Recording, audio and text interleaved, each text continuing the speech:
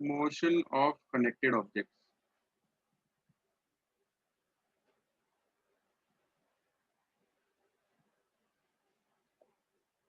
इसमें जनरली दो केस हमको डिस्कस करने होते हैं.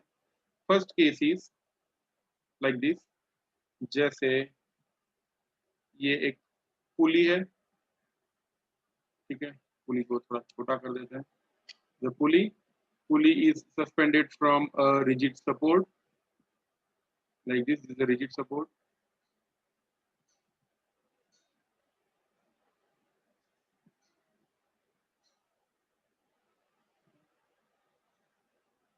यहाँ पे सपोर्ट किया हुआ है.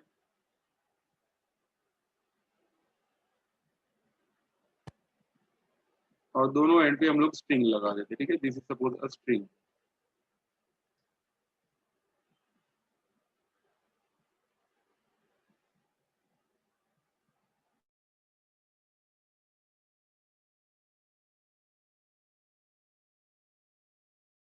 जैसे कुछ इस तरह से m2 is greater than m1, m2 ये वाला जो है it is greater than m1, यानी ये वाला मास जो है वो ज्यादा है. तो ये कंडीशन में क्या होगा, this system will come down, ठीक है. ये वाली जो सिस्टम है वो नीचे जाएगी, ये वाली सिस्टम ऊपर जाएगी. क्वेश्चन ये होता है what is the tension in the string, string के अंदर कितना टेंशन प्रोड्यूस होता है, ये सिस्टम का एक्सेलरेशन कितना होगा. Okay, that is the main two questions asked. Okay, या फिर कभी कभी ये होता है टेंशन और एक्सेलरेशन दिए होते हैं, मास m1 और m2 फाइंड करने होते हैं. या फिर ऐसा पूछा जाता है कि what is the difference of mass, यानी बड़े में से छोटा मास हमको माइनस करना है. तो सबसे पहले ऐसे टाइप के क्वेश्चन में फाइंड करना होता है एक्सेलरेशन. एक्सेलरेशन फाइंड करने के बाद ही टेंशन फाइंड हो सकता है, ये याद रखना. ओके, अगर टेंशन पूछा हो तो सबसे पहले फाइंड करना है acceleration.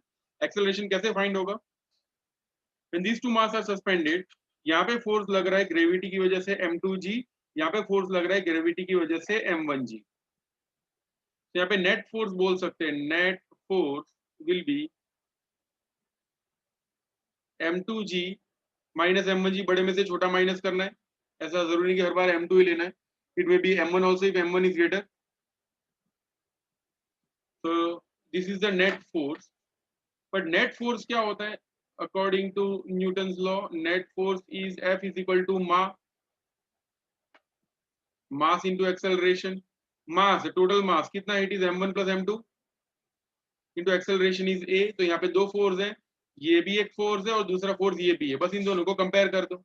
You will get m1 plus m2 into a is equal to m2 minus m1 into g.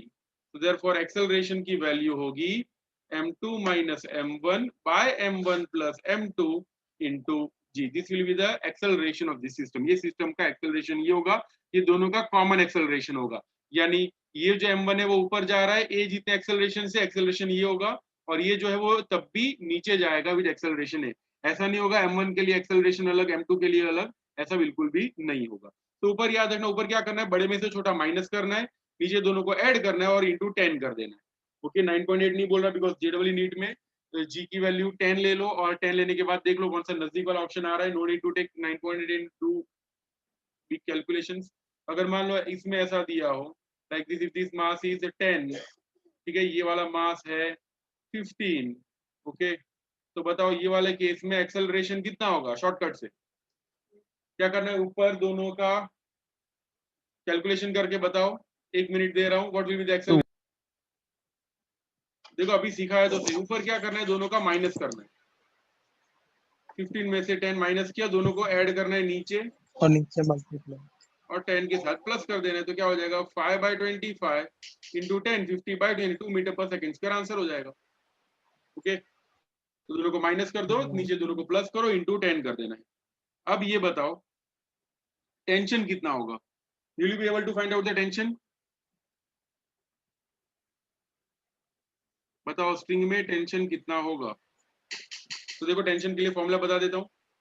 यहाँ पे ये देखो कि कौन नीचे जा रहा है कौन ऊपर जा रहा है. ठीक है, ये वाला जा रहा है नीचे और ये वाला जा रहा है ऊपर. ठीक है, एक साइड से वो नीचे जा रहा है, दूसरी साइड से ऊपर जा रहा है. जब नीचे रखते तो टेंशन बढ़ता है या कम होता है. बोलो, नीचे रखेंगे टेंशन बढ़ेगा या कम होगा. मैंने सिखाया था, बोलो जल्दी. बढ़ेगा.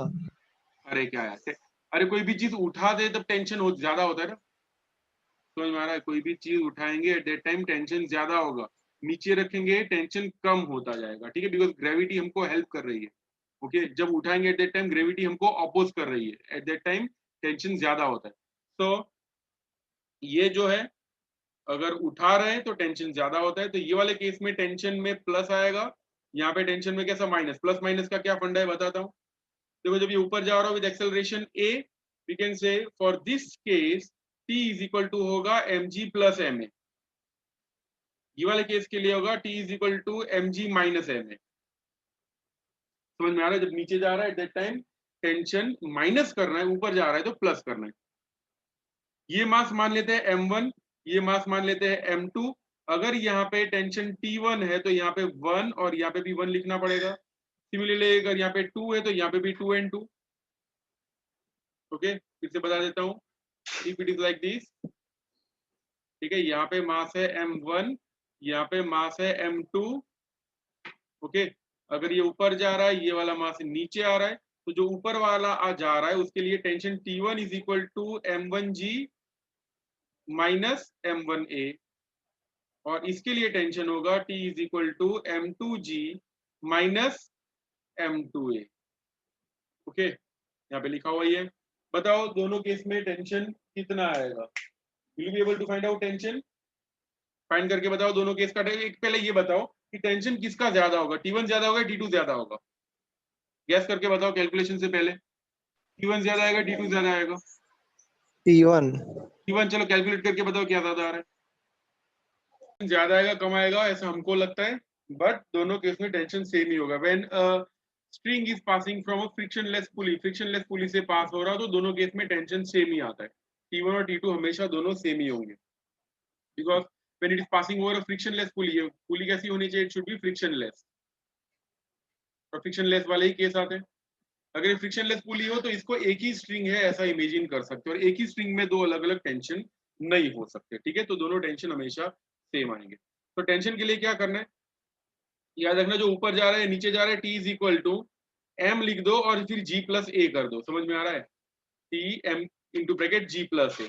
m यानी ऊपर कौन सा मास जा रहा है यहाँ पे 10, तो T इज इक्वल टू 10 लिखो, g प्लस a, देखो ये 2 है, 2 और g का वैल्यू है 10, तो हो जाएगा 10 इंटू 12 बिकम्स 120 न्यूटन। ये हो जाएगा टेंशन। तो ये केस में एक्सेलरेशन और टेंशन इस तरह से फाइंड होता है। एक और केस ले लेते हैं इसके जैसा,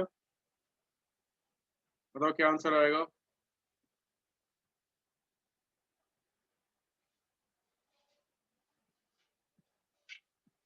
दिस 25, चलो इस बार इसको अलग कर देते हैं।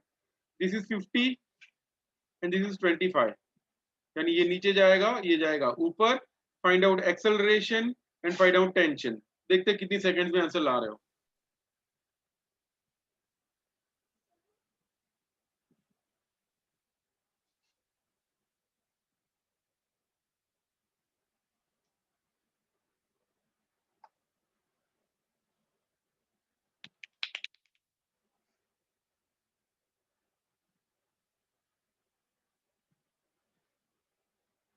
तो एक्सेलरेशन के लिए क्या करना है, ऊपर दोनों को माइनस करना है। माइनस करेंगे तो देखो 50 में से 25 गया तो 25 बचेगा।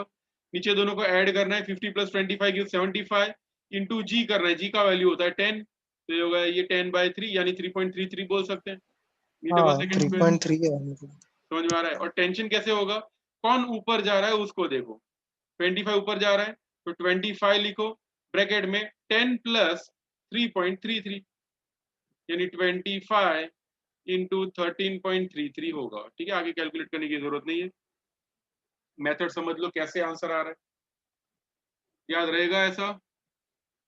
अगर कोई ऐसा केस आ रहा है तो सॉल्व कर पाओगे ना अभी। अब आगे देखते हैं motion of connected objects part 2, ये पार्ट 1 था, तो लेट्स सी पार्ट 2। पार्ट 2 में generally the object is kept on an inclined plane, object को रखा हुआ है इंक्लाइंड प्लेन पे लाइक दिस। ओके, और यहाँ पे हम लोगों ने पुली लगाई है। Pulley again is a frictionless, frictionless pulley होगी तो क्या होगा, दोनों में टेंशन सेम आएगा। ओके, ये याद रखना अभी, फ्रिक्शनलेस पुली हो सब जगह पे टेंशन सेम होता है। फ्रिक्शनलेस पुली ना भी बोला हो तो टेंशन सेम ही ले लेना, बिंदास। तो यहाँ पे स्ट्रिंग है, यहाँ पे भी स्ट्रिंग है, ये दोनों जगह स्ट्रिंग, और यहाँ पे हम लोग मास रख देते हैं, ठीक है। This is suppose the mass.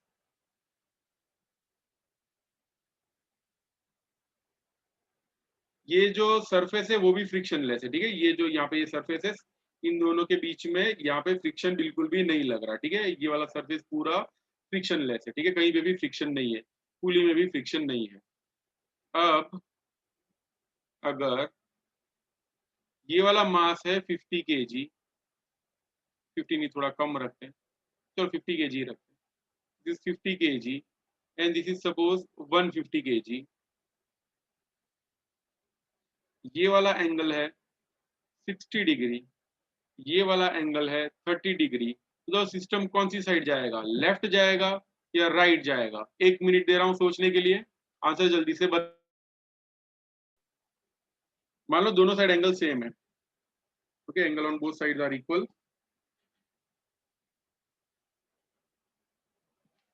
चलो अलग अलग एंगल है, मास सेम रखते, ठीक है, angles are different.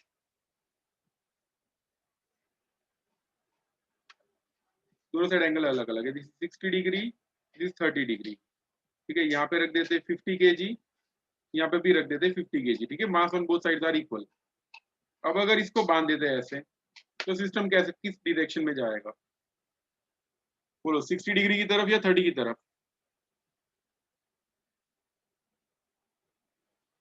Sir 60। Very good, 60 की तरफ जाएगा। क्यों? बिकॉज सरफेस से पहले जो फोर्स लगता है ना वो होता है mg sin थीटा, ठीक है, और यहाँ पे भी जो सरफेस से पैरेलल होता है it is mg sin theta.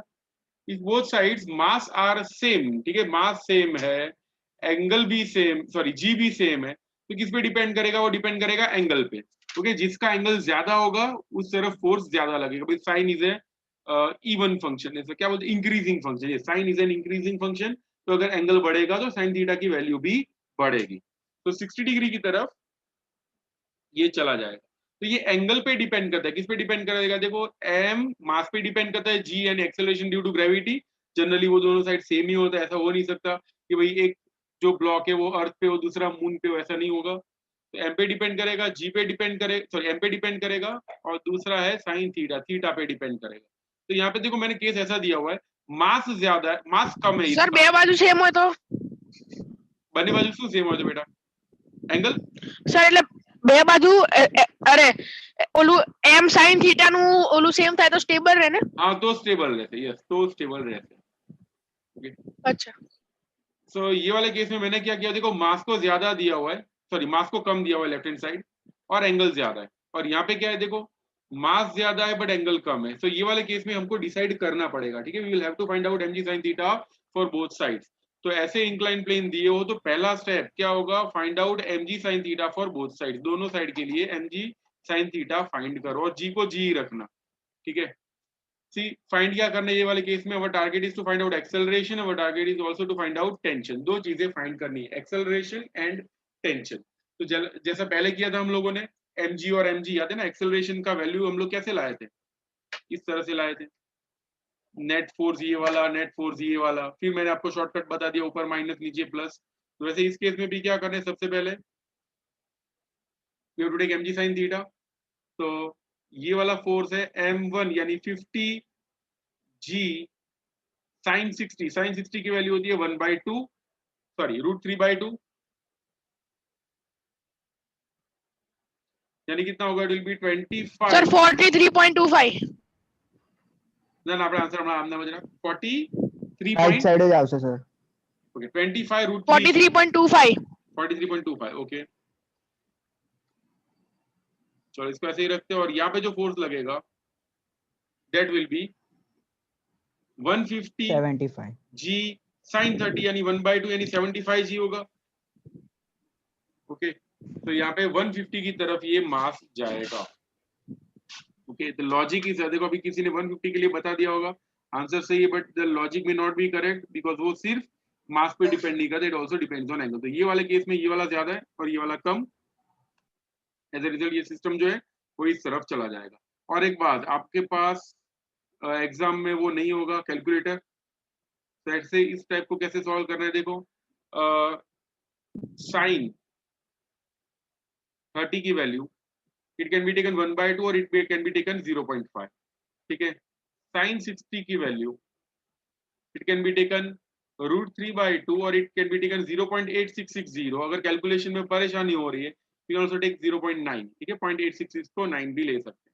वैसे ही साइन 45 होता है 1/√2, इसको 0.7071 बोल सकते हैं, और we can also take 0.7 only, ठीक है, ये भी ले सकते हैं, और बाकी सब तो वैल्यू हमको पता ही होती है, तो ये याद रखना, ठीक है। तो इसमें ये जो साइन 60 की वैल्यू आई विल टेक 0.9, ठीक है, अप्रोक्सीमेटली, बिकॉज हमको 4 ऑप्शन में से कोई एक सिलेक्ट करना है और वो जनरली इतने नजदीक नहीं होते। तो if you take sine 60 to be 0.9, तो क्या मिल जाएगा, 5 9 45, तो ये 45 जैसा, यानी 43 भी चलेगा।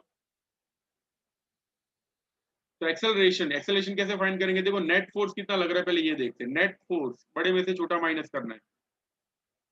बड़ा कौन है 75G, छोटा कौन है 25√3G, ठीक है। तो 75G माइनस, अगर मैं इसको 0.9 ले लेता हूं तो 45G हो जाएगा। दैट विल गिव 75 माइनस 45 कितना होगा, इट विल बी 30, यानी 300 न्यूटन लगेगा net force.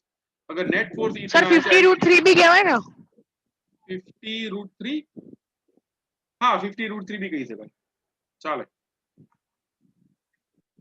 So F is 300 Newton net force. अब F इज इक्वल टू मा होता है, तो A इज इक्वल टू होगा F/m, force is 300, total mass 150 plus 50 will give 200, ये कट हो गया, विल गेट 1.5 मीटर पर सेकंड स्क्वायर, ये हो जाएगा एक्सेलरेशन, क्योंकि तो ये सिस्टम का एक्सेलरेशन होगा 1.5 मीटर पर सेकंड स्क्वायर। अब देखो अगर हम लोगों ने वैल्यू अप्रोक्सीमेशन से ली हो तो दोनों साइड टेंशन सेम नहीं आएगा, okay. If you take approximation like जैसे ये 0.9 ले लिया, या फिर ये जी की वैल्यू 9.8 ले लिया, जी में तो कोई ज्यादा फर्क नहीं पड़ता है, बट ये √3/2 की वैल्यू हम लोगों ने अप्रोक्सीमेट ली है, तो आंसर T1 और T2 का मे बी अलग हो सकता है, ठीक है। But if you take the exact value, tension हमेशा सेम आएगा। टेंशन कितना होगा, देखो एक्सेलरेशन तो हो गया 1.5, टेंशन कैसे फाइंड करना है वो देखो कि कौन नीचे जा रहा है कौन ऊपर जा रहा है।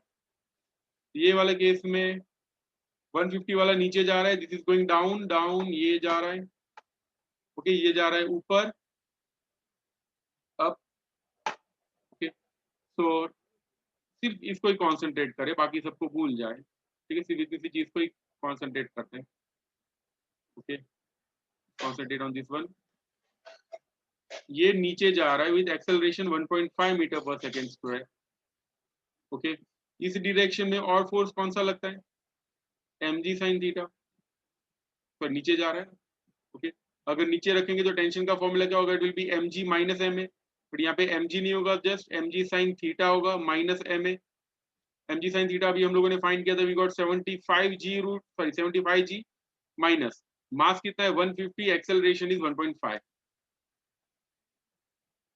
ये तो हो जाएगा 750 माइनस 150 इंटू 1.5, तो होगा 225, माइनस करके हम लोग आंसर फाइंड कर सकते हैं, ठीक है। तो this was motion of connected objects का पार्ट 2, ठीक है, ये था पार्ट 2। समझ में आ गया सबको। एमसीक्यू सॉल्व करने या फिर और फॉर्मूलाज बताऊं थोड़ी, फॉर्मूला ही बता दो। फॉर्मूला बता दो, थोड़ी और फॉर्मूला बता देता हूँ, फिर ऐसा ना जाए फॉर्मूला का ओवरडोज हो जाए। आगे का टॉपिक है हाँ कोलिजन, तो सर आना धीरे एमसीक्यू सॉल्व करना क्या ना, यो करूँ से तो 2-3 एमसीक्यू सॉल्व करते हैं इसके बेसिस पे। સાહેબ એવું ભેગું ના થઈ જાય ને પછી ભેગું તો થવાનું જ છે ભાઈ, બધું ભેગા થઈને જ એમસીક્યુ બનવાના છે, 4-5 ચેપ્ટર ને ભેગા થઈને, એટલે શું બધું એક સાથે કરાવું છું।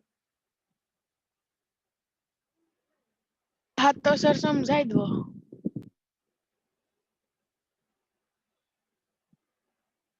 चलो ये वाला सॉल्व कर रहे हैं, सॉल्व दिस 7th वन, हो पाएगा। अभी जो कॉन्सेप्ट करा है उसके बेस पे ही है।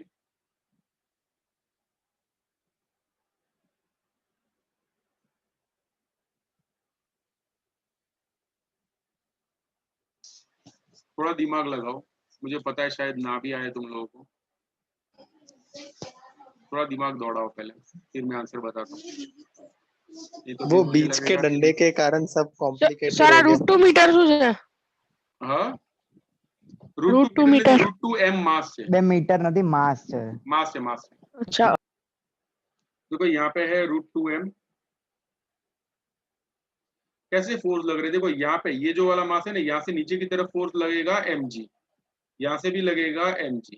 तो देखो ये mg की वजह से इस डायरेक्शन में mg फोर्स लगेगा ना, और यहाँ पे भी कितना फोर्स लग जाएगा mg, बिकॉज ये खींच रहा है ना यहाँ से। ओके तो इसके ऊपर दो फोर्सेस लग रहे हैं, mg इस डायरेक्शन में, mg इस डायरेक्शन में, इन दोनों के बीच में ये टोटल एंगल है 2 थीटा। ठीक है, दो फोर्स लग रहे हैं, एंगल बिटवीन देम इज 2 थीटा। बताओ अगर दो फोर्सेस लग रहे हो F1 and F2, angle between them is थीटा, तो पता है ना फॉर्मूला क्या होता है, F is equal to root of F1 square plus F2 square plus 2 F1 F2 cos थीटा। याद आ रहा है ऐसा कुछ? हाँ सर. ठीक है, तो वैसे इस सर। केस में भी करेंगे। ये वाले केस में ये दो फोर्सेस लग रहे हैं F1 एंड F2, दोनों सेम है। देखो सेम हो तो थोड़ा और इजी बन जाता है। F नेट फोर्स लगेगा root of F square plus F square plus 2F square cos of 2 थीटा। ओके, ये F इक्विवेलेंट लिख रहा हूँ। अब देखो इन दोनों का रिजल्टेंट आएगा, अगर पैलोग्राम मेथड से देखें तो ऐसा कुछ रिजल्टेंट आएगा ना इन दोनों का। याद आ रहा है? पैलोग्राम मेथड में क्या हाँ था, सर. मान लो आप लोग इधर खड़े हो, कोई आपको इस तरफ खींच रहा है, कोई इस तरफ खींच रहा है, तो लोग रिजल्टेंट कैसे बनेगा, तो यहाँ पे ऐसे पैलोग्राम बनाना है और this will be the resultant, ऐसा हम लोग करते थे। तो वैसे यहाँ पे जो इक्विवेलेंट हाँ, सर. लगेगा दिस इज द इक्विवेलेंट। ठीक है, एक्चुअली जाएगा ऑब्जेक्ट इस डायरेक्शन में, बट हो क्या रहा है, ये स्टेशनरी है। स्टेशनरी क्यों होगा, बिकॉज जितना ऊपर लग रहा है उतना ही कहीं पे उसके ऊपर नीचे फोर्स लग रहा होगा। इसके नीचे कौन सा फोर्स लग रहा होगा, तो देखो इट विल बी √2 mg। समझ में आ रहा है, √2 हाँ, mg सर. वाला फोर्स नीचे लग रहा होगा। तो कैसे F इक्विवेलेंट जो भी होगा, यहाँ पे थोड़ा क्लियर कर देता हूँ, ये बहुत गंदा हो गया सब कुछ।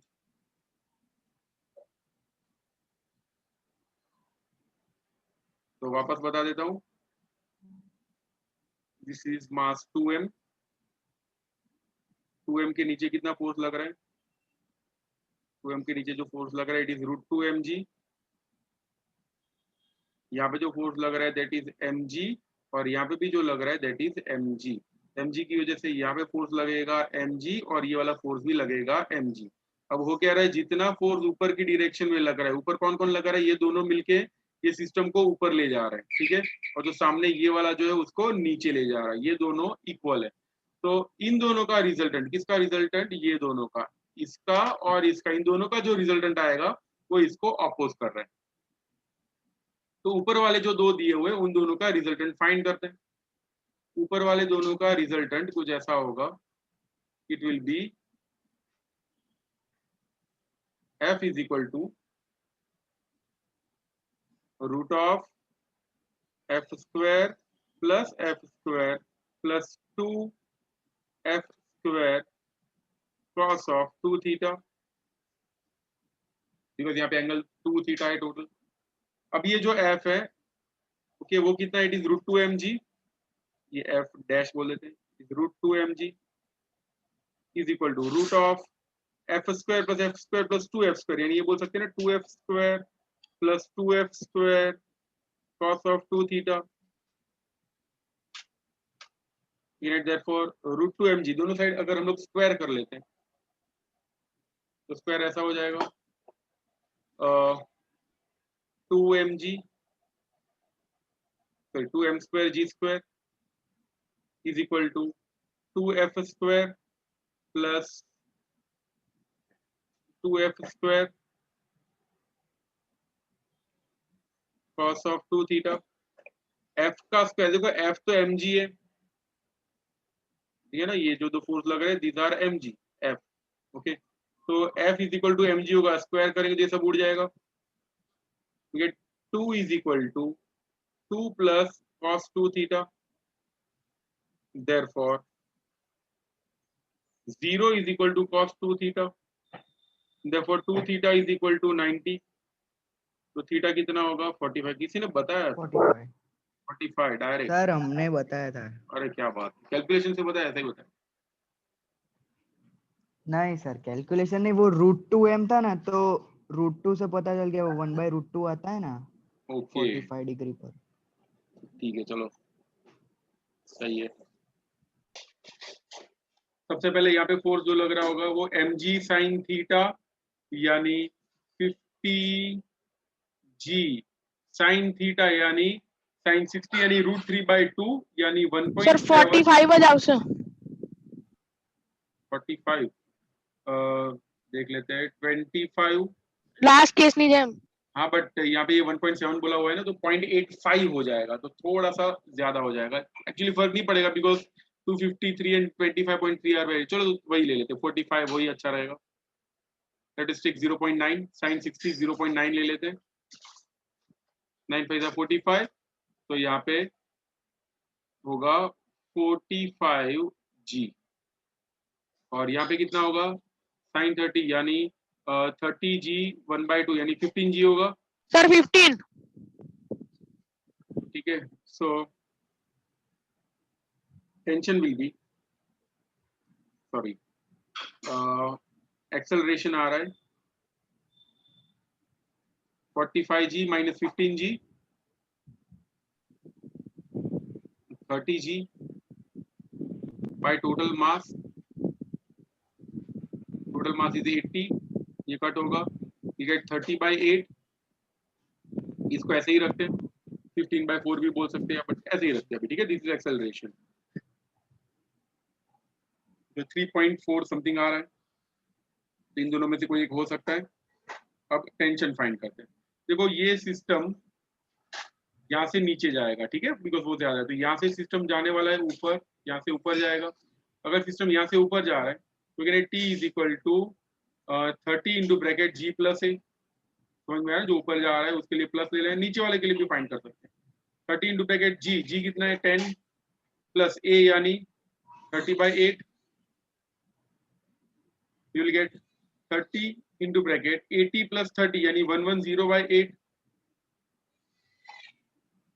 अब देखो हमको ये नहीं पता कि आंसर क्या आएगा, बट 8 10 80 होता है ना, तो जो भी आंसर आएगा वो 30 से तो ज्यादा ही होने वाला है। समझ में आ रहा है, the answer will be greater than 30। 110/8 का जो भी वैल्यू होगा it will be greater than 1, बहुत ज्यादा होगा 1 से, और ये 30, तो ये 253.11 सेट हो जाएगा। Okay, so that will be our answer। ये सब प्रीवियस ईयर जेडब्ल्यू वाले ही है। सवाल एमसीक्यू नंबर 24।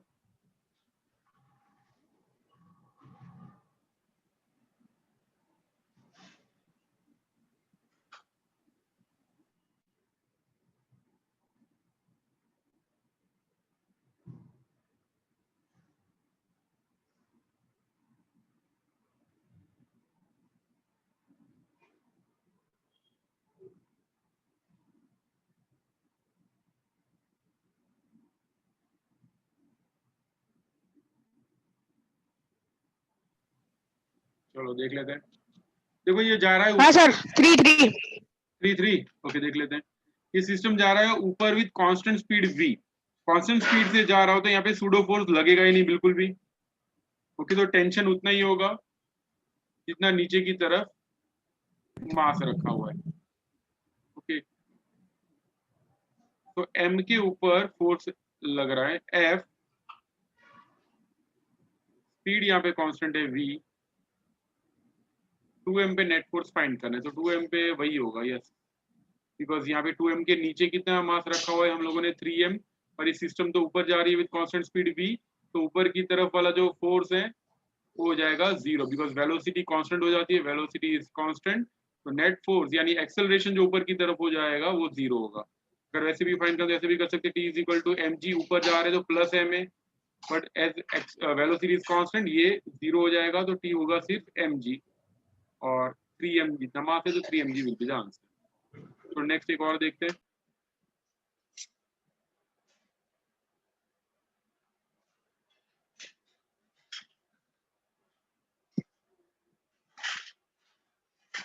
इमेजिन करो ये बॉल है, वो बॉल के साथ टकराता है और टकराने के बाद इस डायरेक्शन में जा रहा है,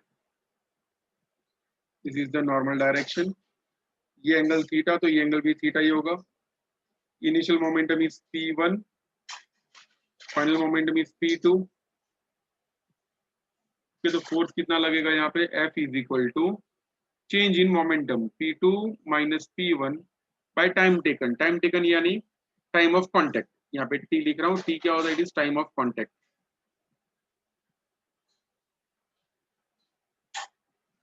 हम लोग ये भी लिख सकते हैं F is equal to p2 यानी mv2 माइनस p1 यानी mv1 बाय t, या फिर लिख सकते हैं F is equal to m bracket में v2 minus v1 bye t। अब देखो ये v2 और v1 इन दोनों का मैग्नीट्यूड सेम दिया हो, ध्यान से सुनना भाई, मैग्नीट्यूड सेम दिया हो, डायरेक्शंस अलग अलग है। Okay, directions are different but magnitudes are same. तो ये वाले केस में हम लोग जनरली क्या करते हैं, इसका x कोऑर्डिनेट और y कोऑर्डिनेट लिखते हैं। यानी अगर मैं ये डायग्राम को ड्रॉ करूं तो इसको ऐसे कर सकते हैं ड्रॉ, ये जो है it is going in first quadrant, ये फर्स्ट क्वाड्रेंट में जा रहा है। ओके, अगर ये फर्स्ट क्वाड्रेंट में जाएगा तो इसका x पॉजिटिव होगा, y भी पॉजिटिव होगा, समझ में आ रहा है। ये जो है इस डायरेक्शन में जा रहा है, इसलिए इसका x पॉजिटिव, y भी पॉजिटिव।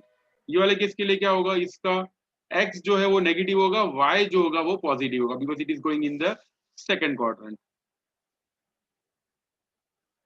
हम लोग ये लिख सकते हैं v2 is equal to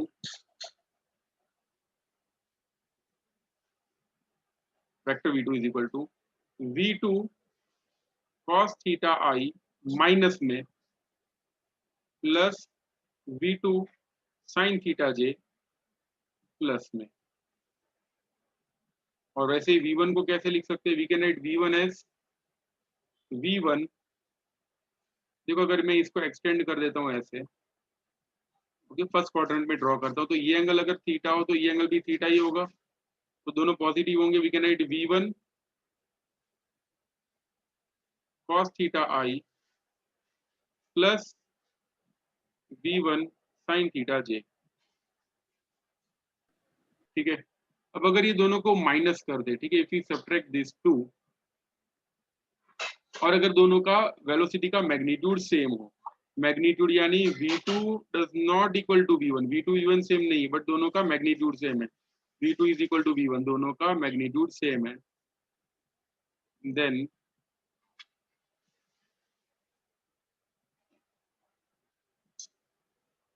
twelfth वालों अभी मत आओ, बाद में आना।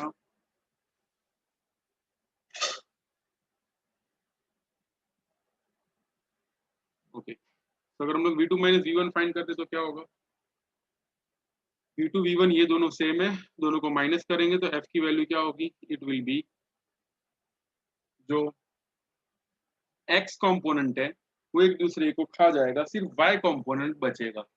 y कंपोनेंट है v1 sin थीटा और ये भी v sin, जो भी 2v sin थीटा बचेगा।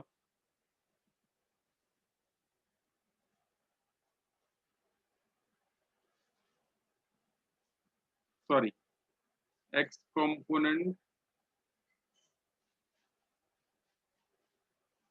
जैसा होगा, net force will be along x direction,